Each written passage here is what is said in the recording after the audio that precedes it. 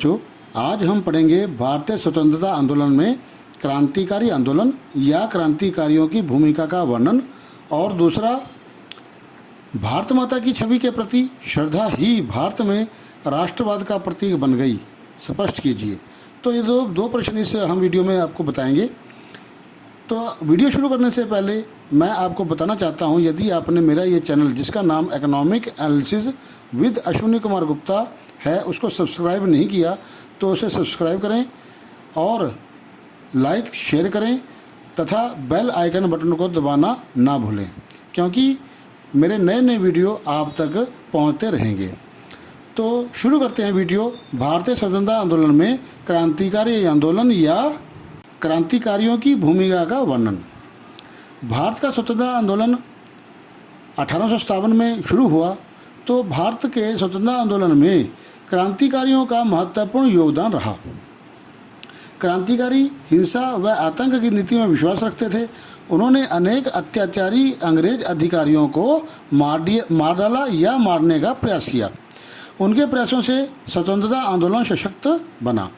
मतलब जो क्रांतिकारी थे वो क्रांति की राह पर चलते थे, हिंसा करते थे, आतंक मचाते थे और डराते धमकाते थे ताकि अंग्रेज वो हम अपने हिंदुस्तान को छोड़कर चले जाएं और हमारा देश स्वतंत्र हो। तो ब्रिटिश सरकार के विरुद्ध क्रांतिकारियों द्वारा कौन कौन से ढंग अपनाए गए, अब हम उसको पढ़ते हैं। तो पहला था, क्रांतिकारियों ने उन पुलिस अधिकारियों को जगह जगह घात लगाकर मार डाला जो जनता या नेताओं पर अत्याचार करते थे। ऐसे पुलिस अधिकारी थे जो जनता पर और हमारे नेताओं पर अत्याचार करते थे, जनता को बेमतलब परेशान करने और नेताओं को जेल में डाल देना बिना किसी मतलब के। आपको पता है रॉट एक्ट के अंतर्गत बिना किसी दलील अपील के, बिना किसी कारण के किसी भी व्यक्ति को जो है अनिश्चित काल के लिए जेल में डाल दिया जाता था। तो इस प्रकार से उनके विरुद्ध क्रांतिकारियों ने उन पुलिस अधिकारियों को घात लगाकर मार डाला जो जनता और नेताओं पर अत्याचार करते थे। दूसरा, उन्होंने कई गुप्त संगठन बनाए जिनमें बम बनाने व शस्त्र चलाने की शिक्षा दी जाती थी। तीसरा तह, वे सरकारी खजाने को लूटते थे। जो अंग्रेजों का धन था, खजाना था, उसको लूटा करते थे और उस लूट के पैसे से क्रांतिकारी हथियार खरीदने और अन्य कार्यों के लिए खर्च किया करते थे। चौथा आता है, क्रांतिकारी आतंक फैलाते थे ताकि अंग्रेजों में दहशत हो और वे भारत छोड़कर चले जाए। मतलब इस प्रकार की गतिविधियां करना ताकि अंग्रेजों को जो है वो डर पैदा हो और वो हमारा देश छोड़कर चले जाएं, हमारे देश को आज़ाद कर दें।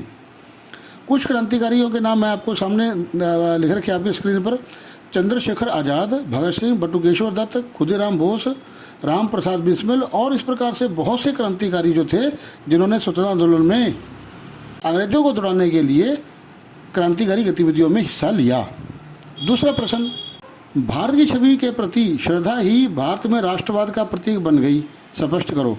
तो भारत माता आजकल हम देखते हैं कि एक औरत का रूप धारण, स्त्री का, महिला का रूप धारण करके उसके हाथ में तिरंगा झंडा दे करके हम दिखाते हैं।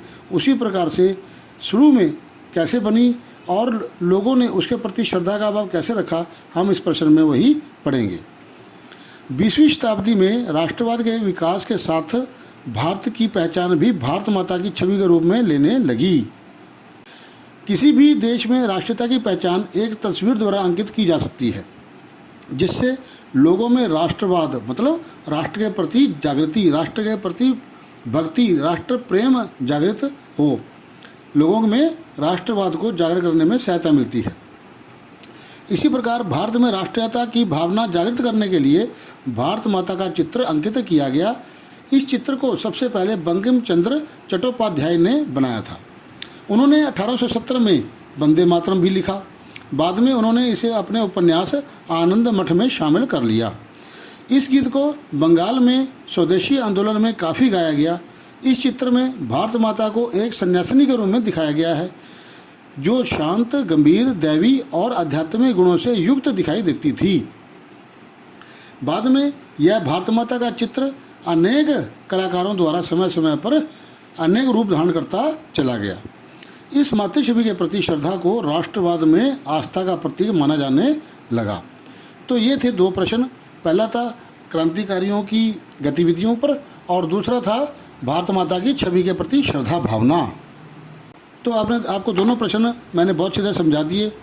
दोस्तों, यदि आपने मेरा ये चैनल सब्सक्राइब नहीं किया तो आप इस चैनल को सब्सक्राइब करें, लाइक करें, शेयर करें और साथ दिए बेल आइकन बटन को दबाना ना भूलें, ताकि मेरे नए नए नोटिफिकेशंस और नए नए वीडियो आप तक समय समय पर पहुंचते रहेंगे। धन्यवाद।